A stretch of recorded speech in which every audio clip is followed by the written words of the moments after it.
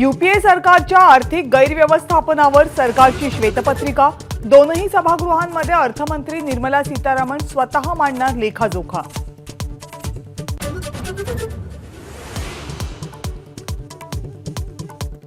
सरकार श्वेतपत्रिका मांडण्या अगोदर काँग्रेसकडून 10 वर्षातल्या कार्यकाळाची काळी पत्रिका जारी। देशातील लोकशाही संपवण्याचा भाजपचा कट, काँग्रेस अध्यक्षांचा आरोप।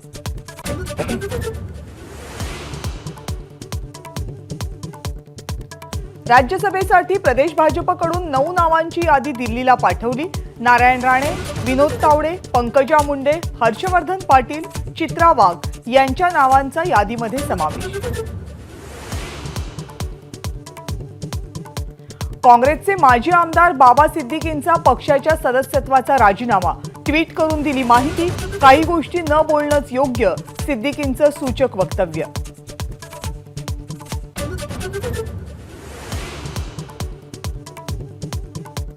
आरबीआय कडून पतधोरण जाहीर, सलग 6व्यांदा रेपो रेट जैसे थे। व्याजदरात कोणताही दिलासा नाही। जीडीपी 6.7% वरून 7.2% होण्याचा अंदाज।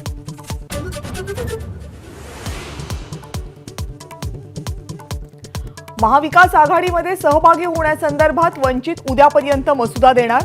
मसुद्यावर एकमत झाल्यावर पुढची रणनीती आखणार।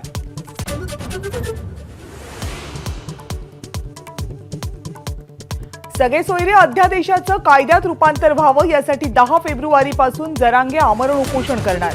भुजबळांमुळे आम्हाला मंडल आयोगाला चॅलेंज करावं लागेल, जरांगेंचा इशारा।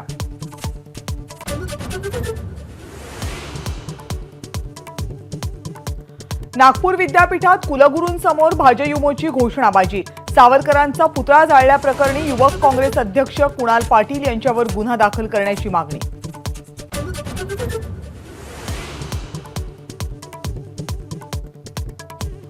गडचिरोली जिल्ह्यात नक्षलवादी आणि C60 जवानांमध्ये जोरदार चकमक। मोठ्या प्रमाणावर पोलिसांकडून स्फोटकं जप्त। फडणवीसांनी काही दिवसांपूर्वीच भेट दिलेल्या भागामध्ये चकमक।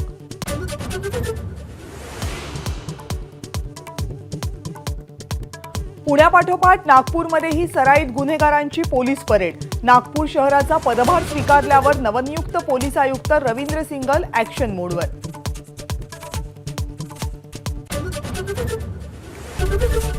एबीपी माझा, उघडा डोळे बघा नीट।